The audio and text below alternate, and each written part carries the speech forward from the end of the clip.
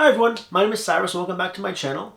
Today we're here to talk about The Magic Strings of Frankie Presto by Mitch Albom. Now I feel really lucky to have read this book because I don't think it's anything that I would have really read myself if I had the choice to do it. I never heard of the book before, I knew absolutely nothing about it. I do know a bit about Mitch Albom. I've read Tuesdays with Morrie, and I really like that book. In fact, it's my wife's favorite book. We have two copies of it actually, because one was mine and one was hers. And I really liked Tuesdays with Morrie. But I didn't really know that Mitch Albom had written anything else before. And so this book was not on my radar at all, any means, and I actually found it at a Goodwill for $3. So I thought, you know what? $3 for a hardcover book? Why not? Let's give it a try. And I'm so thankful that I did, because I think this book might have just turned out to be my best book, my favorite book that I've read all year. So let's talk about it. So, jumping into some spoiler-free thoughts about the book, this book starts off, and you find out right off the bat that it's narrated by music. Music itself as a talent, as a concept, which is already a really cool premise to start things off. And you find out right at the beginning that music is there to collect Frankie Presto's soul, and that Frankie Presto has died. At least music's there to collect a large part of the soul that belongs to music. A large part of Frankie Presto's soul belongs to music. Just a really cool premise, and then basically the rest of the story goes on as music describes to us, outlines to us Frankie Presto's life, and we get to learn a bit about his life. It's a really cool concept, and I really like the way that it was done. The other parts of the book, so the other parts of the story, are basically interviews with real life artists, musicians, people that are in the music scene, and how Frankie Presto affected their lives in different ways, their experiences with Frankie Presto, and so it kind of flips back and forth between music narrating the story and an interview of somebody that's being interviewed at the funeral of Frankie Presto, and they're telling the interviewer the story about what they know about Frankie, how they interact with Frankie, and it's kind of flipping back and forth between that. So it's a really cool concept for how the story is told to us as the reader, and I really like that. It was already a really cool way to be telling this cool story. Now the book is a completely fictional book, but it's weaved in and out of the real-life rock and roll scene of the 50s, 60s, and 70s. So there are plenty of real-life musicians and artists that are kind of sprinkled in to the book that have these interactions with Frankie, and you kind of get to find out a bit more about how Frankie influenced them, their music, and how he's played this huge role in the rock and roll scene. And it was really cool to get to kind of see how Frankie Presto has kind of jumped in between all these different scenes and affected all these different people. And I really love music. I wouldn't consider myself a super musical person. I can't really play very many instruments or anything like that. But the way that Albom describes Frankie Presto in particular playing the guitar, and the way that he can do it so well, was just beautiful. It really made me wish that I could play the guitar that well, because the way that it's described is just like mesmerizing. Every time that somebody would describe Frankie playing the guitar, I wish I could see that. I wish I could see it. I know it's fictional, but it was just so beautiful the way that it was described. So it was really cool that the story was fictionalized but weaved in and out of these real people. And what was really cool is at the end of the book, in the acknowledgements, you find out that Albom, at least to the best of his ability with the people that he referenced in the story, actually reached out to them and got their feedback, got their influence in it. And in some cases those people really read the sections that they were a part of and kind of said, oh no, I wouldn't say that, I would say this instead. So it was really cool to kind of see that aspect of it and know that these real artists did influence a bit of how this story was played out. So it was really cool to learn about that as well. Now I absolutely flew through this book. I just absolutely loved it. I felt like there was never a dull moment while I was reading it. I just really loved every aspect of the story. I felt like it flowed really well. I always wanted to keep reading one more chapter. And to me, that's really the indication of a really good story. There's also a bit of a mystery, a small mystery that kind of starts to play out about maybe halfway through the book, that you start to realize, oh, what's going on? And you're trying to piece the pieces together. And I think it was really well resolved at the end as well. So overall, great book. Really enjoyed it. Okay, jumping into some spoiler thoughts now. Like I said, I absolutely loved this book. From the start, finding out that it's narrated by music, I thought was such a unique and interesting concept. I was right away intrigued and, okay, how is this story going to play out? So I really liked that. The fact that right from the start, there's all these things happening in Frankie's life. The fact that he's born in a church that is being burned by these rebels. The fact that he gets thrown into the river by his mother, except it's not his mother. It's the nun who helped deliver him, and that his mother actually died in the church fire. The fact that Batha Rubio finds him with the hairless dog, takes him in as if he's his own son. I really, really loved that Baffa did that, and I think that that was such a strong moment for me, just getting to see that and getting to see how hard Baffa fought for Frankie, trying his best to make sure that he was living a good life and trying to make sure he could get a music teacher. The fact that he basically berated and badgered El Maestro so much that he decided he would teach Frankie music even though Frankie was really young. All of that to me was just really well done, really beautiful. Again, like just the way that it was told was really nice to see from the perspective of music. Then fast forwarding a little bit, when Frankie meets Aurora York in the forest, and there's that kind of like hauntingly beautiful scene of them watching these soldiers dump these dead bodies unceremoniously into this grave, not caring about it at all, and driving off, and how Frankie plays this beautiful music, and in the end decides to take his guitar strings and turn them into flowers and put them into the graves of these 6 bodies that were buried. That to me was such a big gesture, because in doing that, he can't play his guitar anymore. And we know by that point that that guitar, that music is such a huge part of who Frankie is. And so to willingly take off his guitar strings and plant them there was just a really big thing for him to have done. And again, just that whole scene with Aurora York is so beautiful to me. And then just right after that, being just devastated the fact that Baffa is taken prisoner by the government and that Frankie is basically left destitute, and that he eventually ends up getting taken in by El Maestro. I will say also that El Maestro, those scenes between Frankie and El Maestro when he's learning how to play the guitar were big highlights for me. I really liked the kind of mentorship that was happening there, the way that El Maestro was teaching him and mentoring him and doing it in kind of like this firm but caring way. I thought it was really well done. You could tell that El Maestro wasn't going to take any BS from Frankie, but at the same time that he cared and that he wanted him to do well. It was really, really well done. I really love that whole relationship and how he continues to teach Frankie even after Baffa is taken prisoner. And the fact that he decides, even though he kind of doesn't want to, he wants to keep Frankie around, but at Baffa's wishes, he finds this money and helps Frankie get off of Spain and puts him on a ship. But he buys him this guitar, he gives him this guitar strings and all these things, and you find out right as he's kind of passing Frankie off and putting him on the boat, he gets backstabbed by Alberto, pushed into the ocean and dies, and you find out at that moment that El Maestro is Frankie's actual father, biological father, and that the strings that he gives to Frankie were being carried by his wife, Frankie's mother, in that church when Frankie dies, or when Frankie's born. That was so devastating, and I did not see it coming at all. I was bawling my eyes out when I read that scene. It was already so emotional with El Maestro kind of pushing Frankie away effectively and putting him on this boat and giving him false promises that he would be on his way soon. That was already so emotional, and to find out that, oh my god, El Maestro is actually Frankie's biological father, and that he pushed him, and Alberto pushed him into the ocean. And yeah, that was a tough scene to witness. That was a tough scene to witness, but so powerful, so well done. It was just a great way to reveal that information.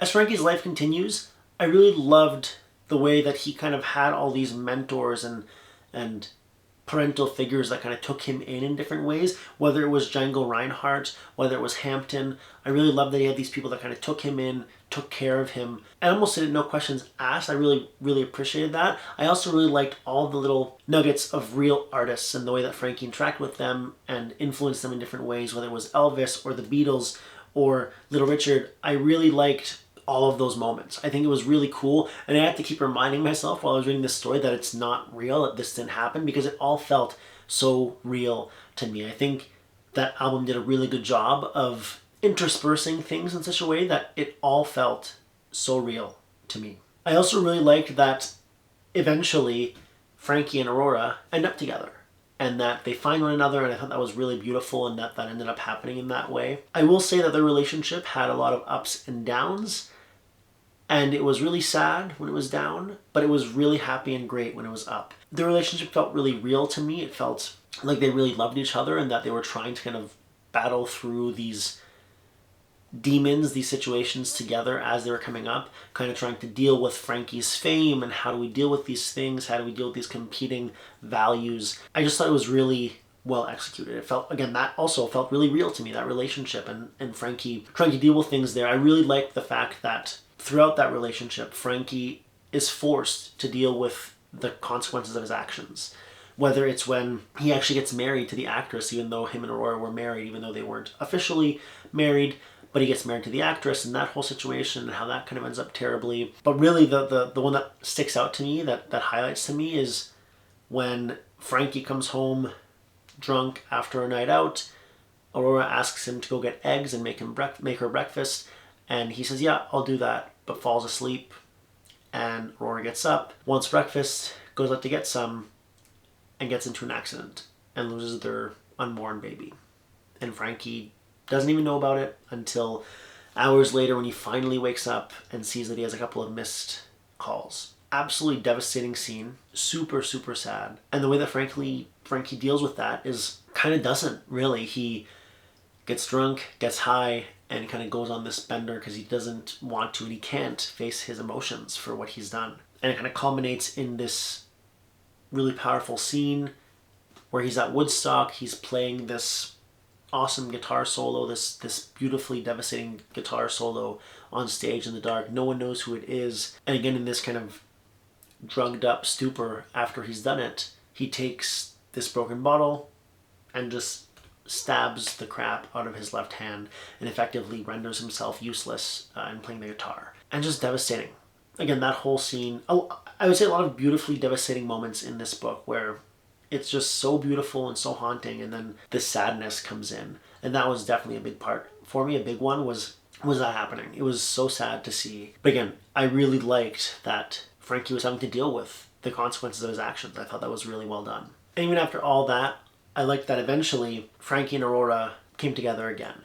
And that through her kind of persistence and her pushing him, he ends up eventually relearning how to play the guitar. Slowly but surely teaching himself again how to play the guitar because he hasn't played for a long time because of his messed up left hand. I like that they kind of take their lives and say, we're going to move away from everything and move off to this remote island in New Zealand and kind of just have this beautiful island fantasy where they're remote, no one knows where they are, and they can just live their lives. I love that they find this daughter, this girl, and take her in the same way that Baffa took Frankie in all those years ago. I thought that was a really beautiful full circle moment there, that they take in their daughter, that they eventually Frankie ends up teaching her guitar, and that they eventually end up following her, that she gets into Juilliard and they move to New York City to live there so they could be close to her. And that while there, Frankie, under the name of Mr. Rubio, ends up teaching. And he teaches at this random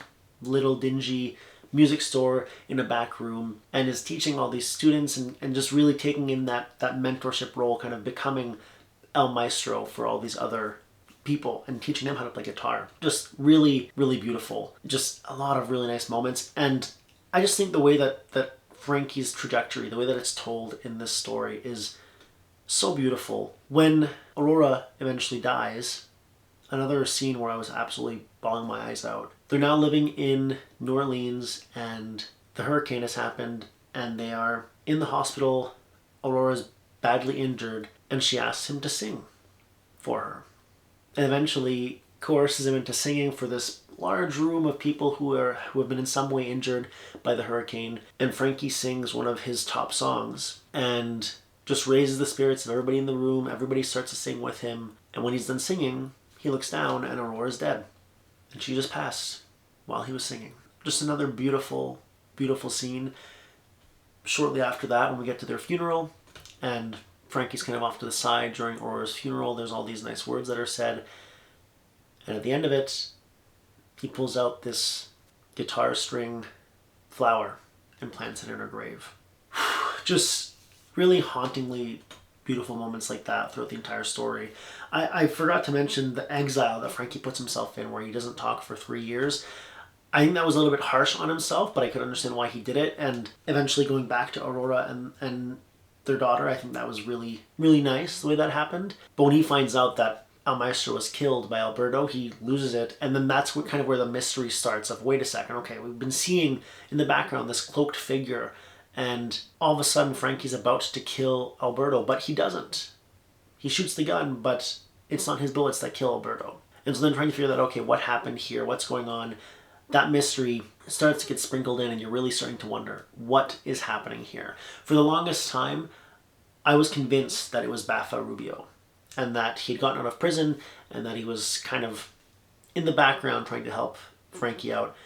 But I would have never guessed that in the end, that person that was following him around and kind of helping him out in the background was the nun who threw him in the river. That was such a left turn moment that I was like, whoa, I was not expecting that at all.